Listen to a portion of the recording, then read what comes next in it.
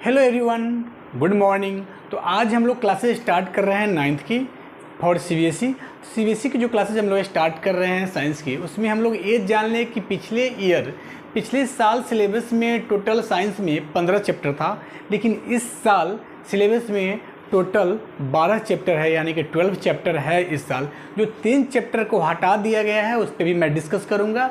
बच्चे परेशान ना हों, क्योंकि सीबीएसई ने जो 15 चैप्टर था उसमें 3 चैप्टर को डिलीट कर दिया है और 12 चैप्टर हम लोगों को सिलेबस में पढ़ना है। तो 12 चैप्टर जो सिलेबस में पढ़ना है उसके बारे में हम लोग जानेंगे। साइंस में फिजिक्स, केमिस्ट्री, बायोलॉजी हम लोग जानेंगे। इसमें 9th में टोटल 4 यूनिट है। पहला यूनिट केमिस्ट्री का है, दूसरा बायोलॉजी का है और तीसरा फिजिक्स का है, और चौथा यूनिट में भी एक चैप्टर को रखा गया हुआ है, वो भी बायोलॉजी ही है, बायोलॉजी से ही रिलेटेड है, यानी कि बायोलॉजी ही है। तो हम जानेंगे कि जो यूनिट फर्स्ट है केमिस्ट्री का उसमें से कौन कौन चैप्टर है। तो पहले तो ये जान लें, केमिस्ट्री का सिलेबस हम लोग जानेंगे। केमिस्ट्री का सिलेबस, इसमें 4 चैप्टर रखा गया हुआ है यूनिट फर्स्ट में, जो कि टोटल केमिस्ट्री की चैप्टर है। तो यूनिट ए फर्स्ट हो जाएगा। फर्स्ट यूनिट में हमें पढ़ना है मैटर के बारे में। Matter nature and behaviour, nature and behaviour के बारे में हम लोगों को बिहेवियर के बारे में हम लोगों को पढ़ना है। ये हो गया यूनिट फर्स्ट, जिसके अंतर्गत आता है chapter matter is our surroundings. हम लोगों को पहला चैप्टर पढ़ना है मैटर इज आवर सराउंडिंग्स, यानी कि हमारे आसपास जो मैटर है उसके बारे में हम लोगों को फर्स्ट चैप्टर में पढ़ना है। दूसरा है is matter around us pure, यानी कि हमारे आसपास जो मैटर है वो शुद्ध है कि नहीं, इसके बारे में हम लोगों को पढ़ना है चैप्टर 2 में। चैप्टर तीसरा आ जाएगा एटॉम्स एंड मॉलिक्यूल्स, यानी कि तीसरा चैप्टर में जो हम लोगों को पढ़ना है एटॉम्स और मॉलिक्यूल के बारे में पढ़ना है, यानी कि अणु परमाणु हम लोगों को पढ़ना है। चौथा हो जाता है स्ट्रक्चर ऑफ द एटम, यानी कि एटम का स्ट्रक्चर पढ़ना है, यानी कि हम लोगों को परमाणु संरचना के बारे में चौथे चैप्टर में हम लोगों को जानना है। ये चैप्टर केमिस्ट्री का चैप्टर हो गया।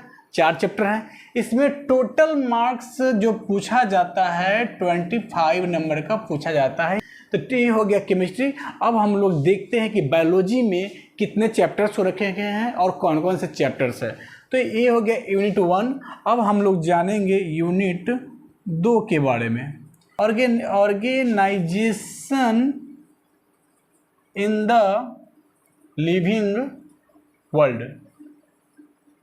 हम लोग लिविंग वर्ल्ड के बारे में हम लोग यहाँ पे शॉर्ट में जानेंगे, ये क्योंकि 9th का सिलेबस थोड़ा छोटा है, इसे हमें डीप में जानना है क्लास 11th में। क्लास 11th का जो बायोलॉजी के फर्स्ट चैप्टर है उसके बारे में, लिविंग वर्ल्ड के बारे में हम लोगों को डीप पढ़ना है। तो यहाँ हम लोगों का सिलेबस कम है, यहाँ कम पढ़ना है।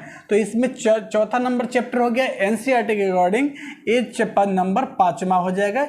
इस 5वां नंबर जो चैप्टर है वो है the fundamental unit of life, यानी कि हमको 5वां नंबर जो पढ़ना है वो बायोलॉजी का जो चैप्टर है the fundamental unit of life. और 6ठा नंबर, यानी कि 2 चैप्टर बायोलॉजी में रखा है दूसरे यूनिट में, इसमें हो जाएगा आपका टिश्यूज। 6ठा नंबर जो चैप्टर है वो हो जाएगा टिश्यूज, यानी कि इस 2 चैप्टर को जो हम लोगों को पढ़ना है, इस 2 चैप्टर से टोटल 22 नंबर का पूछा जाता है। यानी कि अब 2 चैप्टर कंप्लीट किए, टोटल 22 नंबर का आपसे पूछा गया। अब हम लोग बायोलॉजी देख लिए, केमिस्ट्री देख लिए, केमिस्ट्री में 4 चैप्टर, बायोलॉजी में 3 चैप्टर है, लेकिन वो दूसरे यूनिट में 2 चैप्टर को रखा है और चौथे यूनिट में 1 चैप्टर को रखा है, उससे भी हम जानेंगे। लेकिन ये यूनिट फर्स्ट कंप्लीट हुआ, ये यूनिट सेकेंड कंप्लीट हुआ। अब हम लोग थर्ड यूनिट के बारे में जानते हैं कि क्या क्या दिया गया हुआ है, और थर्ड यूनिट जो होगा वो होगा फिजिक्स का। अब चलते हैं फिजिक्स में कौन कौन सा चैप्टर हम लोग को पढ़ना है। तो हम लोग केमिस्ट्री जान गए, केमिस्ट्री में कितने चैप्टर्स पढ़ना है। हम लोग बायोलॉजी जान गए कि बायोलॉजी में कितने चैप्टर्स पढ़ना है। अब हम लोग जानेंगे फिजिक्स, फिजिक्स में कितने चैप्टर जानना है। तो यूनिट हो जाएगा, ये यूनिट हो जाएगा, ये फिजिक्स हो गया, यूनिट हो जाएगा, तीसरा यूनिट हो जाएगा, यानी कि 3 नंबर यूनिट तीसरा हो जाएगा। तीसरे यूनिट में हम लोगों को पढ़ना है मोशन के बारे में, मोशन फोर्स एंड वर्क। हमको तीसरे यूनिट में पढ़ना है हम लोगों को मोशन फोर्स एंड वर्क। तो हम लोग मोशन फोर्स एंड वर्क पढ़ना है तीसरे यूनिट में। और जो चैप्टर्स होंगे वहाँ पे 4 चैप्टर केमिस्ट्री में था, 2 चैप्टर बायोलॉजी में था, तो 4 2 6 हुआ। और 7वें नंबर पे यूनिट 3 में जो 7वें नंबर पे आता है वो हम लोगों को मोशन पढ़ना है, मोशन पढ़ना है 7वें चैप्टर पे।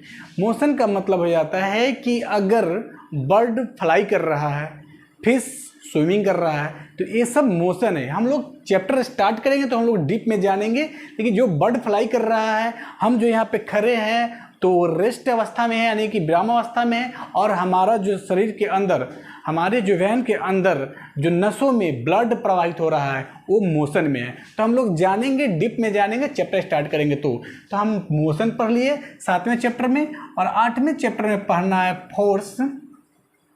Force and laws of motion. हमको ये पढ़ना है 8वें चैप्टर में। 9वें चैप्टर में पढ़ना है ग्रेविटेशन पढ़ना बहुत ज़रूरी है, हमको पढ़ना है ग्रेविटेशन।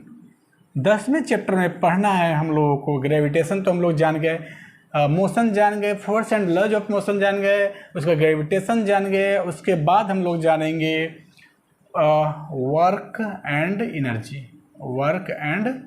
एनर्जी जानेंगे। उसके बाद 11वें चैप्टर में जो जानेंगे वो होगा साउंड, यानी कि साउंड के बारे में हम लोगों को भी पढ़ना है। तो हम लोग फिजिक्स के बारे में जान गए कि 5 चैप्टर हम लोगों को फिजिक्स में पढ़ना है, motion force and laws of motion, gravitation, work and energy, sound.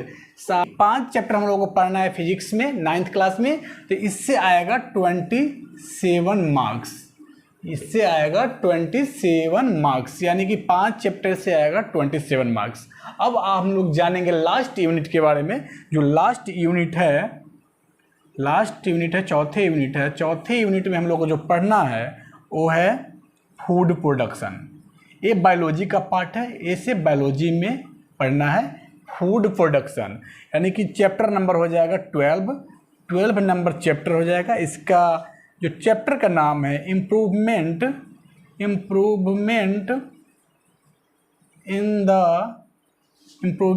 The food resources. Improvement in the food resources के बारे में हम लोग पढ़ेंगे 12वें चैप्टर में। ये बायोलॉजी का ही एक पार्ट है, बायोलॉजी का ही एक चैप्टर है। ऐसे लिख सकते हैं इम्प्रूवमेंट इन फूड रिसोर्सेज, इस चैप्टर का नाम है। तो हम लोगों को टोटल इस जो चैप्टर से, इस जो चौथे नंबर जो यूनिट 4 से जो एक चैप्टर है इम्प्रूवमेंट इन फूड रिसोर्सेज, इससे टोटल 6 नंबर का पूछा जाता है।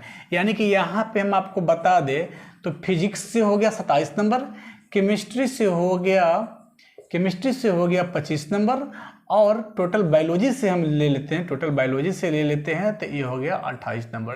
तो ये टोटल ऐड करेंगे तो आपको आ जाएगा 80 नंबर। टोटल जो 9th का एग्जाम होता है 100 नंबर का होता है, तो 80 नंबर का आपको इस साइंस से आ जाएगा, यानी कि फिजिक्स केमिस्ट्री बायोलॉजी से आ जाएगा। और जो 20 नंबर बचता है वो 20 नंबर इंटरनल असेसमेंट से आता है, है। इंटरनल असेसमेंट का मतलब हो जाता है कि प्रैक्टिकल वगैरह हो गया या गुड अटेंडेंस है आपका, गुड बिहेवियर हो। जिस 3 चैप्टर को हटा दिया गया है, जिस 3 चैप्टर को डिलीट कर दिया गया हुआ है सिलेबस से, उस पर मैं थोड़ा बहुत डिस्कस करूँगा। इसको मिटाते हैं, फिर हम लोग जानेंगे कि सिलेबस से जो 3 चैप्टर को डिलीट किया गया है वो कौन कौन सा चैप्टर है। तो डिलीट चैप्टर है, इसे डिलीट लिख देता हूँ ताकि आप लोग कंफ्यूज ना हो। ये चैप्टर एनसीईआरटी से डिलीट हो गया है, अब डिलीट कर दिया गया हुआ है। अब हम लोगों को एनसीईआरटी में इस 3 चैप्टर को नहीं पढ़ना है। उस पर मैं डिस्कस कर रहा हूँ कि 3 चैप्टर कौन कौन सा है। पहले वाला एनसीईआरटी के according chapter number 7 diversity in living, इस चैप्टर को डिलीट कर दिया गया हुआ है सिलेबस से, इसे हम लोगों को नहीं पढ़ना है। चैप्टर नंबर 13 में चैप्टर नंबर 13 में आता है why do we fall ill, यानी कि इस चैप्टर को भी एनसीईआरटी से डिलीट कर दिया गया हुआ है, इससे भी हम लोगों को नहीं पढ़ना है। और चैप्टर नंबर 14 ये है आपका नेचुरल रिसोर्सेज,